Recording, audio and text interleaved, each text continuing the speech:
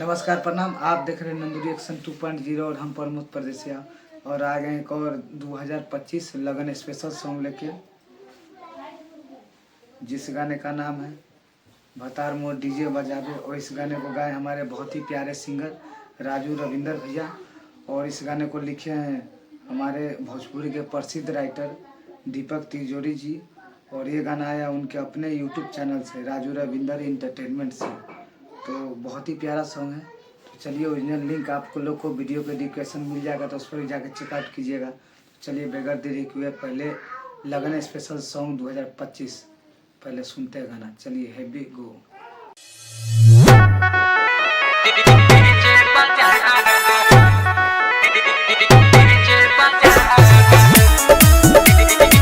DJ विकास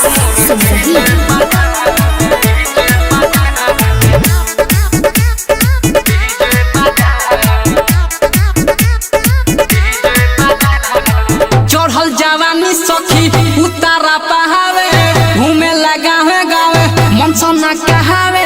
भर लगन घरे नहीं आवे, भतारे मोर डीजे बजावे। भर लगन घरे नहीं आवे, भतारे मोर डीजे बजावे। चढ़ल जवानी सखी उतारा पहावे, घूमे लगा है गावे मन सना कहावे। भर लगन घरे नहीं आवे, भतारे मोर डीजे बजावे।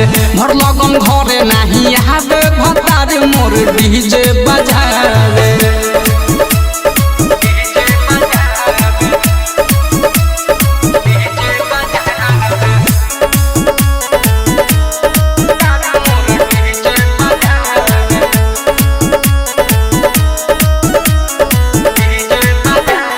छोड़ेला धुआं जवानी के गाड़ी, मिलल भातार ऑपरेटर अनारी। एहो का कही रे, छोड़ेला धुआं जवानी के गाड़ी, मिलल भातार ऑपरेटर अनारी। करिले फोन हम नहीं उठावे, हिंदी नहीं भोजपुरी बजावे। चलो न कर भावे, भतार मोर डीजे बजावे। भर लगन घरे नहीं आवे, भतार मोर डीजे बजावे।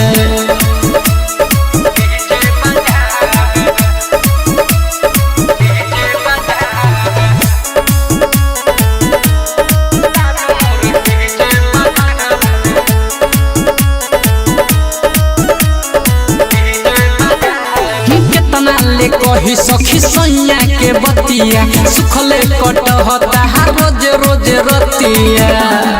एहो कहाँ जाई रे, कितना ले कही सखी सैया के बतिया, सुखले कटहता रोज रोज रतिया। राजू रविंदर सैया लगे नया हवे, दीपक तिजोरी छोटू कुछो न लहावे। सुधन हाल बतावे, भतार मोर डीजे बजावे। भर लगन घरे नहीं आवे, भतार मोर डीजे बजावे। रौनक रिकॉर्डिंग स्टूडियो मेजरगंज सीतामढ़ी। बहुत ही बवाल सॉन्ग था। 2025 में शादी ब्याह में हर डीजे पर लगन स्पेशल सॉन्ग था, हर डीजे पर यही गाना बजेगा ही। तो चलिए, मुझे पर्सनली बहुत अच्छा लगा सॉन्ग। आप लोग कैसा लगा लाइक कमेंट कीजिएगा, और नया है तो चैनल को सब्सक्राइब कीजिएगा, जितना हो सके उतना वीडियो को शेयर कीजिएगा। तो चलते हैं, मिलते हैं अगले वीडियो में। तक के लिए टेक केयर, बाय बाय।